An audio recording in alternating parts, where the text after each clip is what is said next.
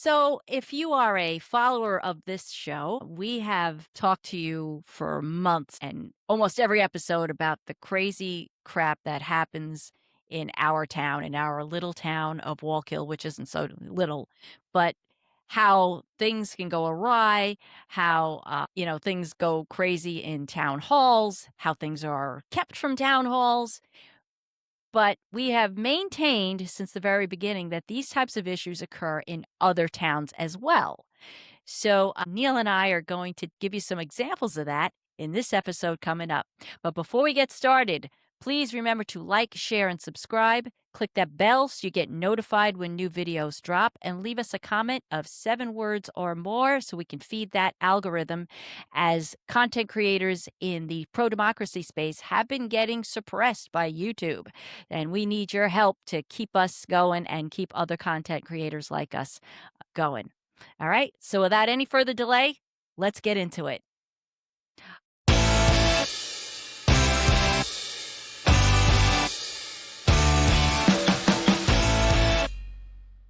All right, Neil. So tell me, you said you saw a town hall recently in our nearby neighboring, not neighbor, nearby neighbor, Town of Monroe. So what's going on and what are you going to show us here? Oh God, there's so much happening in Orange County. And a lot of it's really good.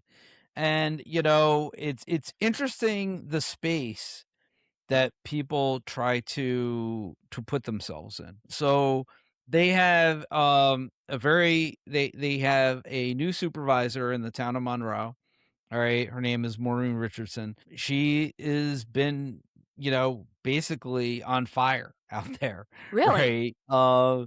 She's just, it there's nothing that she doesn't touch. She wants to make sure that everything is being done properly. The outgoing supervisor, like, basically cut the budget. So, there was really not enough money to operate this year. Very Oh, similar boat to the town of Wallkill. I was just going Very to similar to say. what the town of Wallkill is. Yeah. So she's been really, like, but she handles it much differently. Okay. And I'm gonna say she's probably a lot more combative, with people than Frank is, right? I mean, we saw how Frank is. Frank answers very politely, he's very nice, very cordial kind of guy. Whereas, Maureen handles it much differently, in a much more combative way. I gotta be honest, I kind of admire what Maureen is Oh, doing in really? Monroe.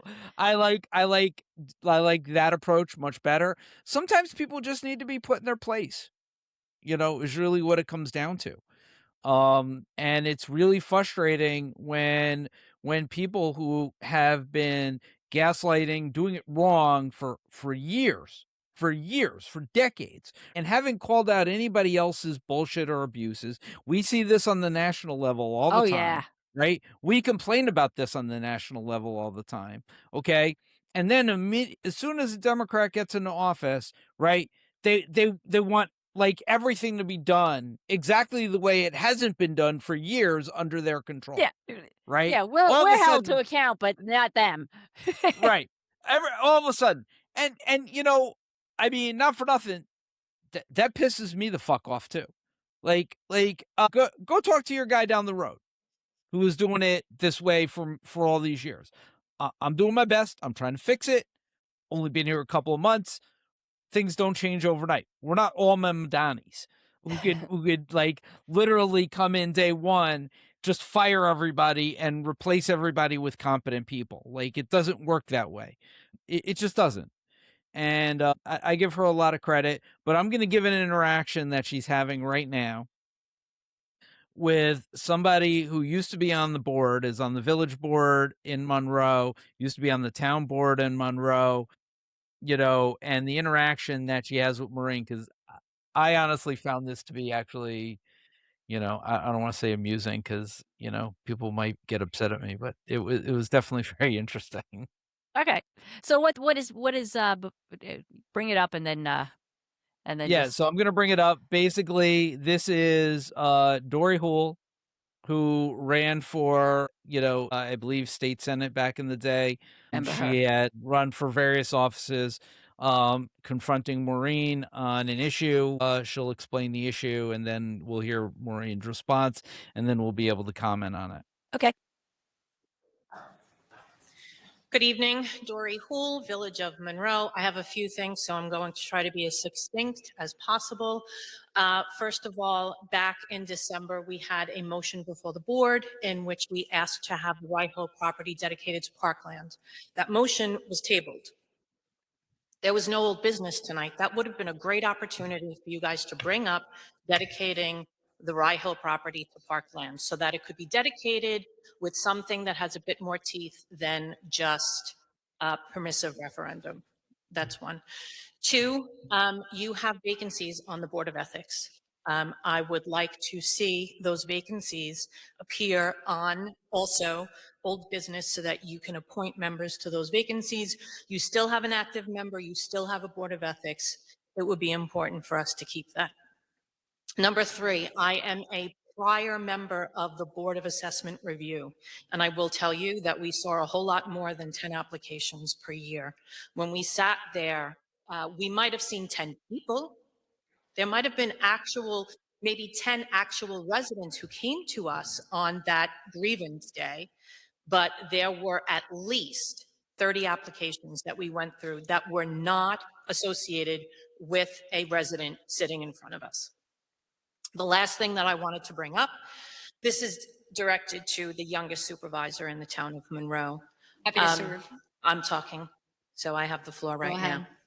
now. So, supervisor in the town of Monroe, I received several text messages recently with some screenshots of a post that you wrote on, I see the smirk on your face, with a post that you wrote on Preserve Monroe in your official capacity as town supervisor. And the reason that they were sent to me is because I was named in this post.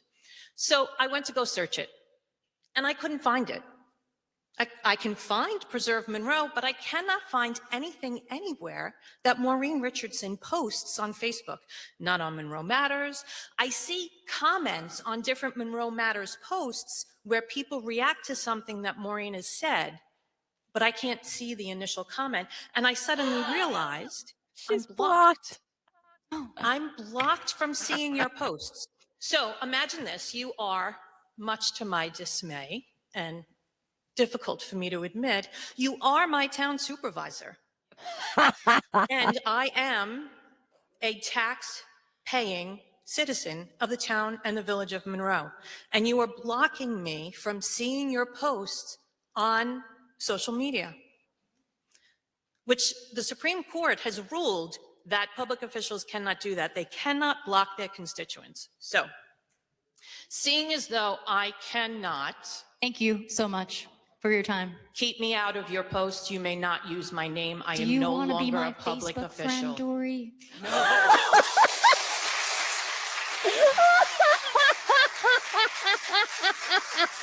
Michael Egan, followed by Dan Burke.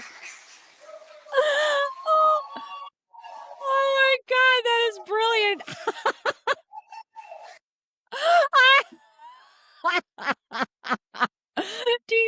Oh, that is brilliant. I'm being blocked. Oh, that is You want to funny. be my Facebook friend? Do you want to be my Facebook Oh friend? my God, that is hilarious. Oh my God. That's interesting. So obviously that must have been what now was Dory campaigning against her for the supervisory seat? No, she's just a village board member, and she's part of the Republican Party Oh yeah, I know that. in Monroe. So I mean, a lot of a lot of this stuff is political, right? Like, I mean, this is the political stuff that you see. You don't really see it a lot in town hall here in Town of Wallkill because I mean we're a really big town. And people just don't really pay attention here. But you go to a smaller town like Monroe, you know, has like that's really like half the size of Wallkill, right? You're gonna get that stuff. That's the stuff you're getting, Like people are really engaged, and people from the opposite party, show up. But it's just really interesting, right? Like, yeah, I mean, every town should have an ethics board, but it's very interesting how like here in the town of Wallkill, they made a big deal about the ethics board, right? You're now seeing in the town of Monroe, the ethics board making a big deal about the ethics board, right? But when the Republican was in charge, nobody gave a shit. The ethics board never even came up. Right. But now they care. I want to also point out something, because when Dory came up and began her questions, the first thing she brought up is the topic of our previous 2 videos, Parkland funds. And I want to point out that we played a clip from I'm not going to play it here. You can go back 2 episodes ago and see our discussion on Parkland, where a former town councilman, 2 councilmen spoke. We played both of their parts. Right. Eric Valentin came up to the podium and claimed to have been the creator of the Parkland fund thing, right? And he really, you did that, right? And now we have the town of Monroe talking about Parkland. I want to sort of also clarify, because maybe we didn't clarify it in the beginning. Parkland refers to park lands, because there's also a parkland in the news, from previous years. So you might think it's a place, but parkland is lands used for park purposes in general. That's what parkland means when talking about the Parkland Trust. But it's just interesting that that's what she's talking about. And also talking about ethics, which, by the way, in our previous episode, we showed a little AI slop ad that appeared on that bullshit AI slop page. They also criticized ethics, right? They didn't give a shit about ethics before. Now they had something, this goes back a couple of months or a month ago or so, about complaining about ethics, about who's on the ethics board. It's, you give a shit about ethics? You care about being ethical when you didn't file your financial reports, and you let the place let the town lose its bond rating, and fail to alert the residents about that. So please, give me a break about your ethics.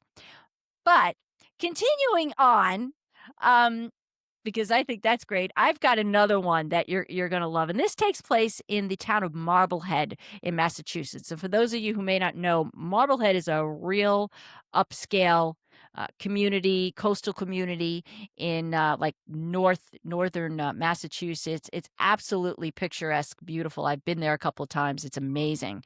And if you're just driving through Massachusetts coastline, make sure to stop at Marblehead. So from what I understand, I guess they have this new resolution 3A about needing to build a certain amount of multifamily housing within Marblehead. And, the village isn't too excited about doing it, because I guess there's an owner that has a golf course, and they're supposed to, I think, well, you know what? It appeared on Majority Report, and they're going to explain what's happening with 3A and what that means. And so this person came up to the podium, this is a resident, and he's addressing that. And it's funny as hell.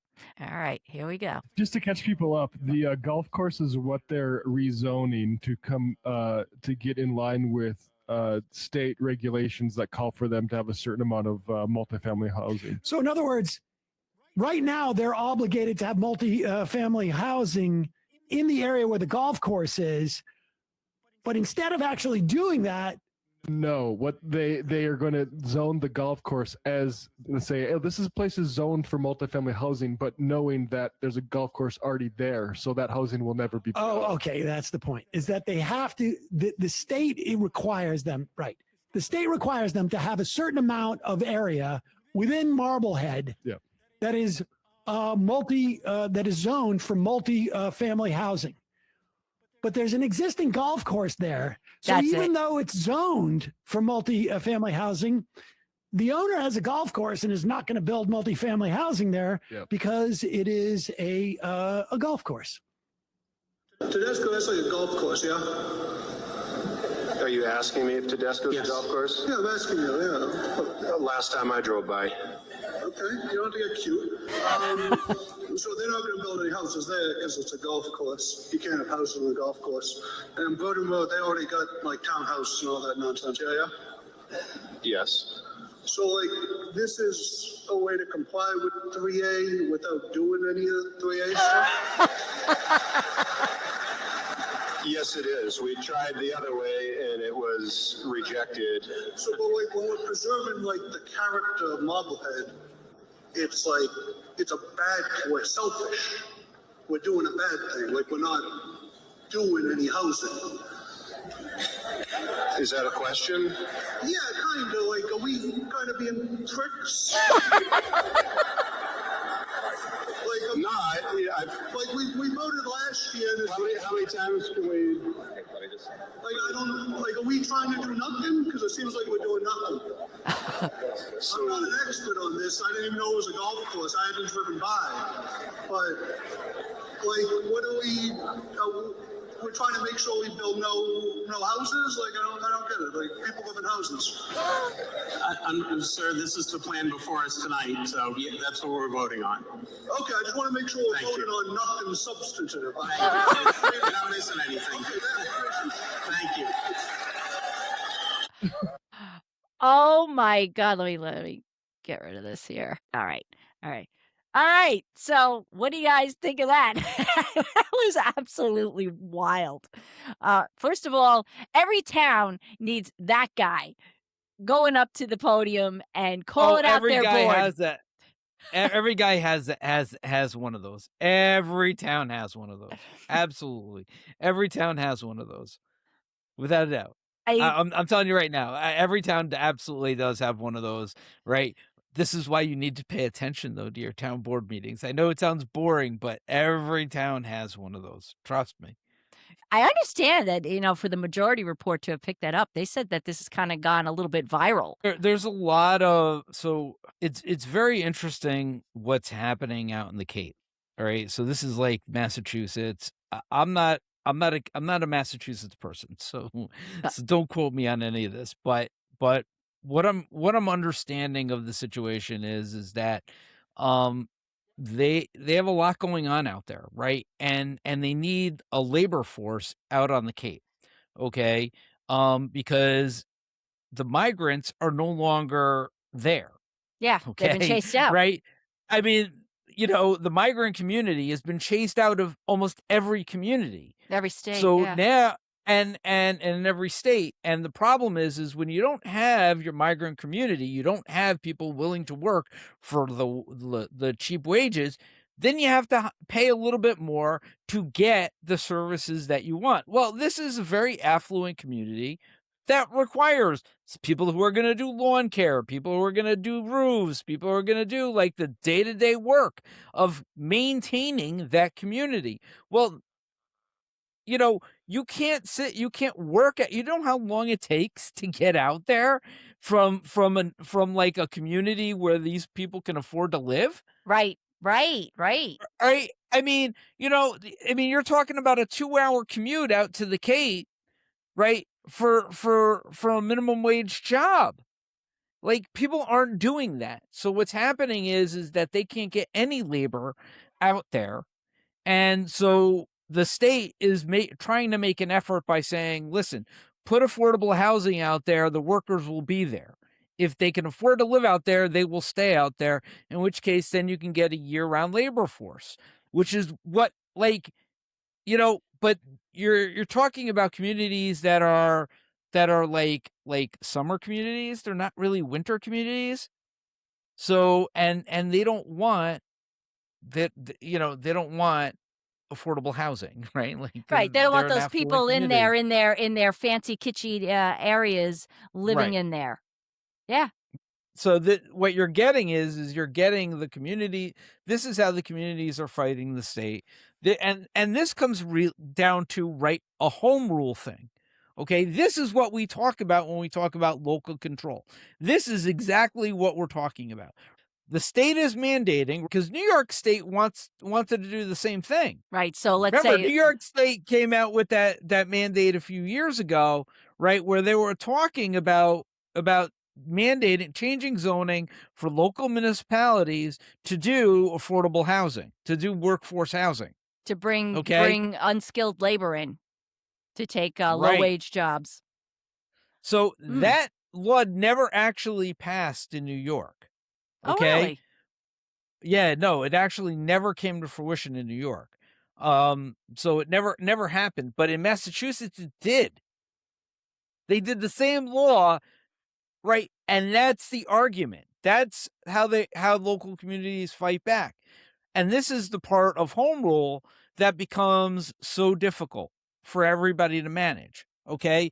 It's the idea of managing, your local community and keeping your local character versus growth of your area. And you know what? This falls back to taxes. So you have people in Westchester complaining, "Oh, taxes so high." Westchester, Connecticut, taxes so high. Well, this is the reason, right? Because you don't have low cost housing bringing people in to offset that tax base. Right, if or bringing in certain amount of growth because you want to keep the character. You can still keep the character in certain areas within a municipality as long as you designate some other areas that can bring in some of that additional revenue, be it a strip mall or of an affordable housing complex or something that can pick up some of that tax base and bring some revenue in and help to balance it out for everybody in the community. Am I on the right track? What Europe has shown, okay, and there's been a lot of studies on this in Europe, mostly in Europe, not really as many in the United States, because the United States, I mean, like, we have this sort of mentality that we just do it better than everybody else, and everybody else just has to be worse than us, Right. right? Oh, Like, yeah, yeah. you know, American but exceptionalism. right, but what has been shown is that if you provide different types of housing, okay, all across the spectrum, Yes. okay, Oh, and you provide a robust transportation system, right? You can bring in a young, thriving workforce, which is what businesses want. Businesses are attracted to a young, vibrant workforce, right? That doesn't mean young in terms of age. That means young as in it encompasses the entire spectrum, okay? So that they can hire people across the spectrum. Okay. And in which case, then once you have those things, it becomes easier to build your workforce and then be able to get right, like your business will thrive. That's what businesses look for. Like you could take any business class and that's what they will tell you. mm, Okay. And it works because it's true. yes. Yep. Okay. But what we have is we in many areas we have a dying workforce. Okay. That doesn't mean that people are old. It means the average age of your workforce is on the other side, right? In other words, you can't provide that unskilled young labor that's going to work and help build that business over time. As people retire and leave the workforce, you need younger people to move up that chain. Okay, Yeah. it becomes cyclical. You have to look at the growth of your area, and that's really what will be a hot indicator. And you need, in order to be able to bring in that young, unskilled workforce, you need affordable housing. Where I disagree is what you see being built in housing is like the high end stuff, right? You Yes. see like everything being 500,000, half a million, or to a Or million more. dollars or more, right? And then everybody talks about affordable housing as only being rental property. And I don't No. think putting people into rental prisons is the way to build that workforce. What you need to do is have a broad spectrum of housing. Okay. When we talk about affordable housing, we need to start changing the language from we need more rental properties to we need more properties across the entire spectrum. That means properties not only from rental, but entry level housings for purchase. Yes. Okay. Whether We it's had some of that in the condos, town of right, condos, townhouses, smaller lot properties like what Levittown's used to be, what Levittown used to be. right. And then moving all the way up. And what we've seen is that we've lost sight of this. We don't do municipal planning anymore. Nobody really cares anymore about this type of stuff. And it's just build, build, build, money, money, money, capitalism, capitalism, capitalism. And we don't plan anymore. We don't think anymore. There's no thought being put into this. And anybody who comes at me and says, that's not true, we put a lot of thought bullshit. We've I was talked a about it councilman on for this 8 show. years. We talked about Right. it here. I was a councilman for 8 years. There is no planning going on. Yeah. Absolutely none. Right? The master plan here in the town of Wallkill, which was a joke. Right? The last one was actually not bad, but this current one it was a joke. And, it's Okay? funny because at the last Spill the Tea event with Frank Dandanto, he talked about the master plan and how the poor condition that it's in, and talked about reimagining it and rebuilding the planning board and starting to look 10, 20, 40 years down the road what we want the town to look like. That's how you build a master plan. You start having vision about the future, not Right. what we can line our pockets with right this minute and who gives a shit what the town looks like afterwards. That's what's been happening the last few years. That's what's been happening for the past few decades, not just here in town, but everywhere, right? I mean, think about it, right? What type of planning are we hearing about? All we're hearing about is data centers and AI and it but there's no reality in that. Yeah. There's no reality in that. There's no strong investment in energy or infrastructure energy. There's no strong investment in this country on alternative types of energies to bring in. There's anymore. nothing, and but there hasn't been. There's been it's been a joke. I mean, it's really been kind of like we're going to dip a toe in, but we're not actually going to make any type of real effort. And that's what your government is supposed to do. But now anytime the government looks to even talk about that type of stuff, you get labeled a communist or socialist, right? Like I heard a recent poll that came out and they were talking about, oh, well, left, right, center. I don't even know what any of that fucking shit means anymore. Right? Like, I mean, the center has moved, the left has moved, the right has moved so fucking far from when I was younger, from what I grew up with. The definitions don't mean what you think they mean, right? And what they're trying to do is they're trying to say wherever your position is on this, right? This is where you are. And it's like I talk to plenty of people. I talk to Denise, and I can tell you, right? Denise is not left. Some issues, yeah, she's a little bit more left. On some other issues, she's a little bit more right. On most of the stuff, she's kind of a little left of center, right? But if you were to talk to her, you might think she was really far left. Oh, yeah. Yeah. Okay? You can't base it on that. Yeah. Our views have been redefined for us, and it's time that we take that power back. Yes, take the power back. Take the power back. Go rage against the Middle Ages right here. My God, I never heard it put that way, but that's a riot. Maybe that should have been our thing. Rage against the Middle Age. I actually did reserve that name, but I thought it would be I copyrights. I didn't want to go. Right.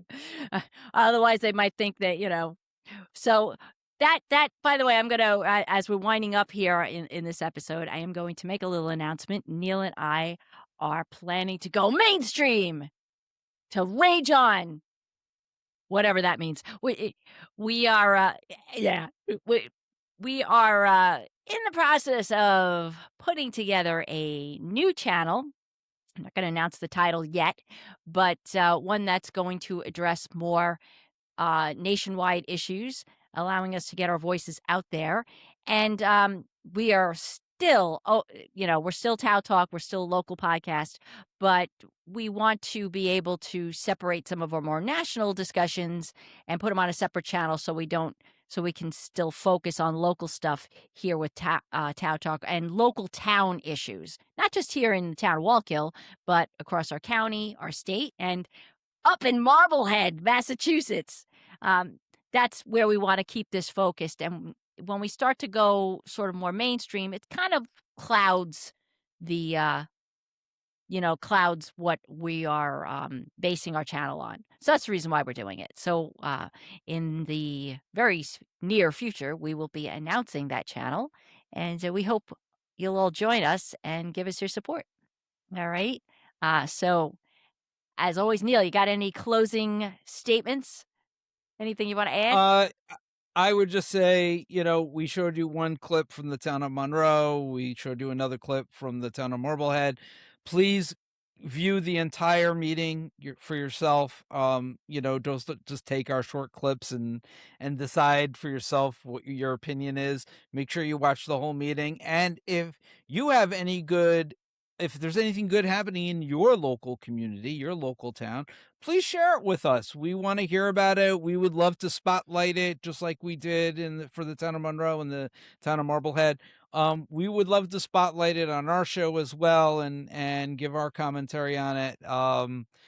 Because we love sharing our opinions. and remember to like, share, and subscribe. And we want to hear from you. So please comment. That's it.